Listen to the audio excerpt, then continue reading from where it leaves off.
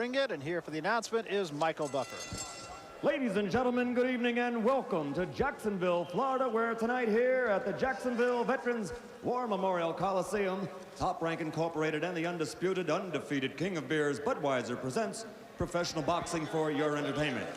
These bouts are governed by the rules and regulations of the Florida State Athletic Commission. The chairman is Richard Witkoff. Commissioners, Pat Cesarano, Morris Crady, Jimmy Resnick, and Nat Potamkin. The executive director is Don Hazelton. The three referees working on an alternating basis will be Brian Gary, Mike Boggs, and Telis Asamenios.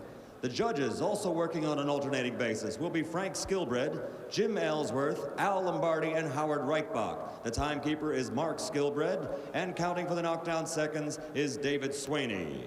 And now, ladies and gentlemen, let's get things started with 6 rounds in the heavyweight division. The referee for this first bout is Brian Gary. Introducing first, fighting out of the red corner, he's wearing the blue trunks with white trim and weighs an even 201 pounds. From Sarasota, Florida, he's a veteran of 37 professional bouts with 21 victories and 18 of those 21 victories by knockout. Ladies and gentlemen, introducing Dave Gentleman J. Jaco. And his opponent fighting out of the blue corner, wearing the black trunks with stars and stripes trim, he weighed in at an even 212 pounds. Fighting out of Kansas City, he's undefeated with a record of 16-0, 14 KOs. Ladies and gentlemen, Tommy the Duke Morrison.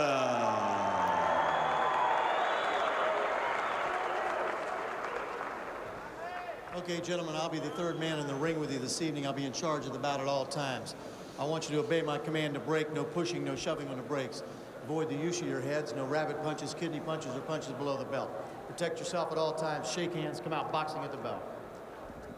And there is a look at Tommy Morrison. He has been trying to stay as active as possible. He comes off, as you mentioned, a one-round knockout over a former footballer, Rick Ennis. That was simply no contest. David Jaco, 21 wins and 16 losses, but of his 21 wins, 18 of them have been by knockouts, so you know that he's got some power.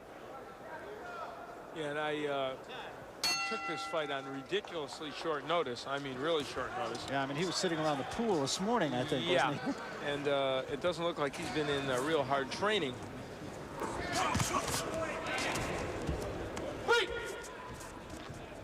Danny Sutton, the original opponent for Morrison, he's a lefty, and now have to face a right-hander. There's a left hand. Jaco's down and probably out. What a huge shot.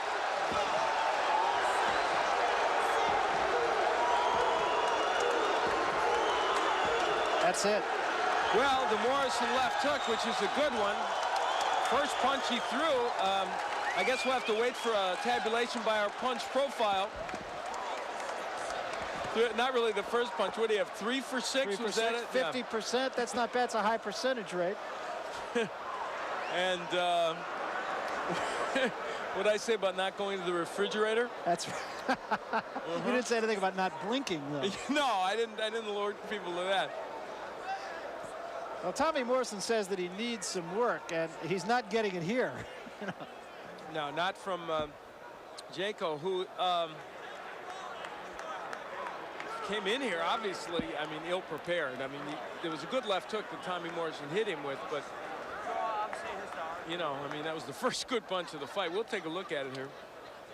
The entire highlight reel from this bout.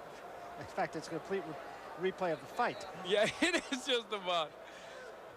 Morrison cranks up the left hook, and, well, it landed right on the jaw. I'll tell you that much. It wasn't a bad shot. Not a bad shot at all. Take a wide left hook, but boy, it got in there, and it got in there with lots of force. Well, there it was. Now, that still, though, in truth, was more of an arm punch than I think they want Tommy Morrison to throw.